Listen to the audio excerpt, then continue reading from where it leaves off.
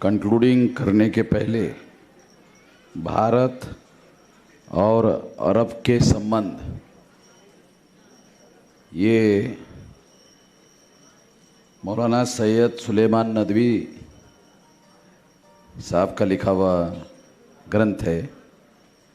इसके ग्रंथ की विशेषता ये है कि अरबस्तान जहाँ इस्लाम धर्म का उदय हुआ, वो इस्लाम मानने वाले लोगों के पहले अरब बुद्धिस्ट देश था।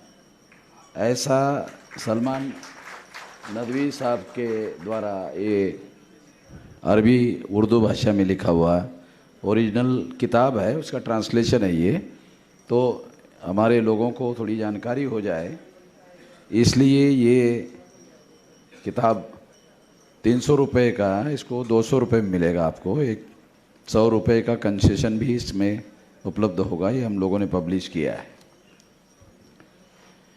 दूसरी बात,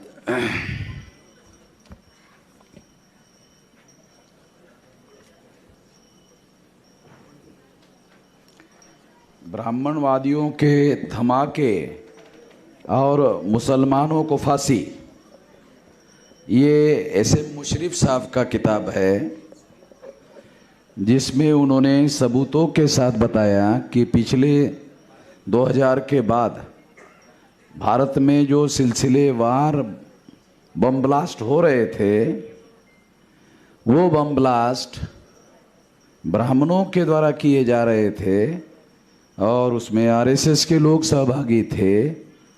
इस किताब में ब्राह्मणवादियों के धमाके, मुसलमानों को फांसी, ये सबूतों के साथ बताया गया है। शायद ये पहला किताब है जिसमें आरएसएस के लोग बम धमाके कर रहे थे भारत में, ये पहली किताब है।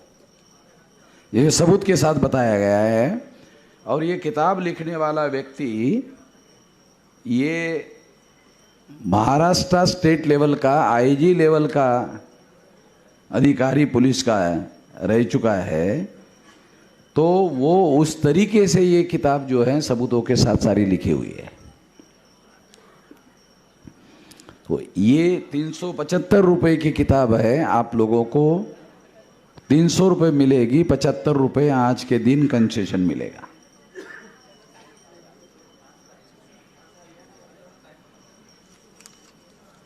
मैं कंक्लूडिंग के लिए आपके सामने उपस्थित हूँ।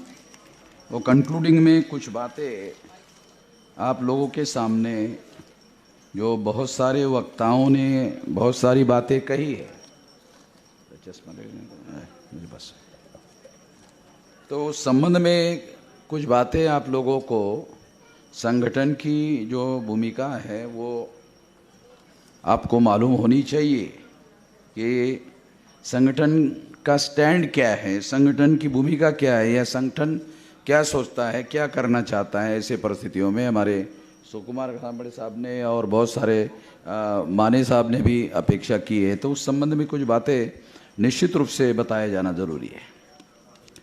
तो सबसे पहली बात मैं आप लोगों को बताना चाहता हूँ कि बामसेफ एक केवल जागरण और प्रबोधन करने वाला संगठन नहीं है। बामसेफ केवल जागरण और प्रबोधन करने वाला संगठन नहीं है। तो जिस मकसद के लिए जागरण और प्रबोधन किया जा रहा है, उस मकसद को हासिल करने के लिए जो भी ज़रूरी बातें हैं वो सारा काम बामसेफ के लोग करते हैं और उसको ये करना चाहिए। तो अभी आप लोगों ने सुना 1,44,146 इतने रुपए का निधि जो है वो बताया गया कि जन आंदोलन निधि के तौर पर दिया गया है, यानी जन आंदोलन करने के लिए निधि दिया गया है। तो बामसेफ जो है ये केवल जागरण और प्रबोधन करने वाला संगठन नहीं है। तो जिस मकसद के लिए जागरण और प्रबोधन किया जा रहा है, वो मकसद हासिल करने के लिए जो जो भी ज़रूरी काम है अपनी कानूनी बाध्यताओं और बंधनों को ध्यान में रखते हुए और उन मर्यादाओं का पालन करते हुए वो सारा काम किया जाएगा नहीं, बल्कि आज तक ये हम सब कर रहा है, मगर मर्यादाओं को ध्यान में रखते हुए ही कर रहा है। पहली बात तो ये बात मैं आप लोगों को बताना चाहता हूं। दूसरी बात मैं आप लोगों को बताना चाहता हूं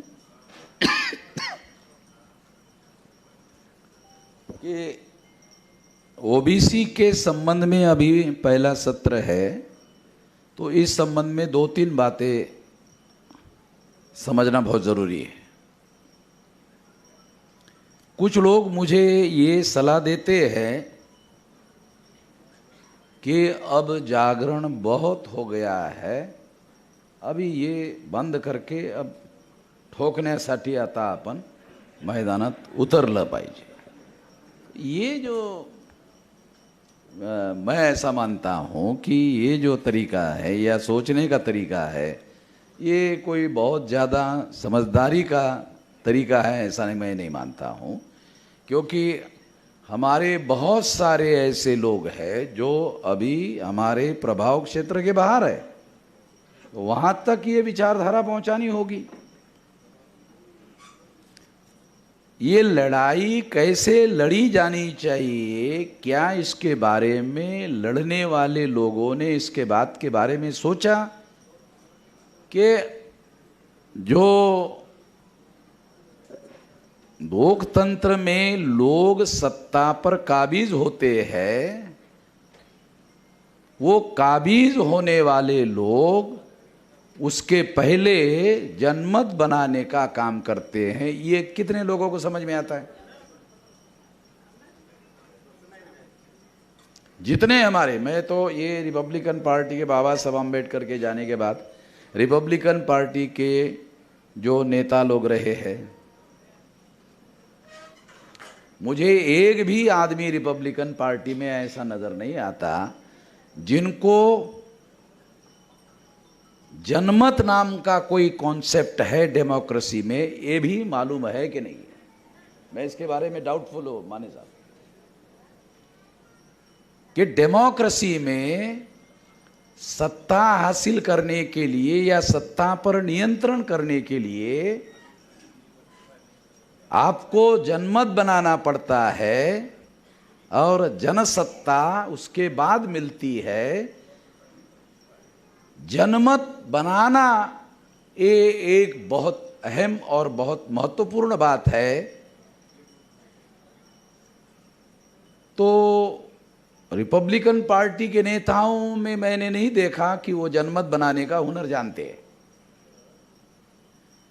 दलित पैंथर का तो सवाल ही नहीं है, तो ठोकने वाला मामला है, तो जनमत का सवाल ही नहीं, उनका तो कॉन्सेप्ट ही अलग है। मगर जो लोग हमारे लोगों को वोट का अधिकार संविधान के द्वारा मिला, उस वोट का उपयोग सत्ता में हासिल करने के लिए उपयोग करना चाहते हैं, क्या उन लोगों को पता है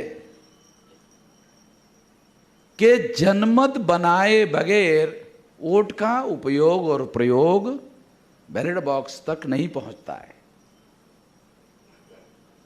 कितने हमारे लोगों को या नेताओं को यह पता है कि जनमत बनाने का हुनर क्या है? मुझे तो नहीं लगता इसके बारे में हमारे नेता लोगों को इसके बारे में कोई जानकारी है। जनमत बनाने का जो हुनर है उसमें हिंसा का कोई स्थान नहीं है, क्योंकि हिंसा से जनमत नहीं बनता। जो जनमत बनाना नहीं चाहते हैं वो हिंसा का सहारा लेते हैं। ये फंडामेंटल बात आपको बताता हूं। जो जनमत बनाना नहीं चाहते हैं वो हिंसा का सहारा लेते हैं। जो हिंसा का सहारा लिए बगैर जनता को अपने समर्थन में खड़े करना चाहते हैं, उनके पास केवल मात्र जनमत बनाने का एकमात्र तरीका है।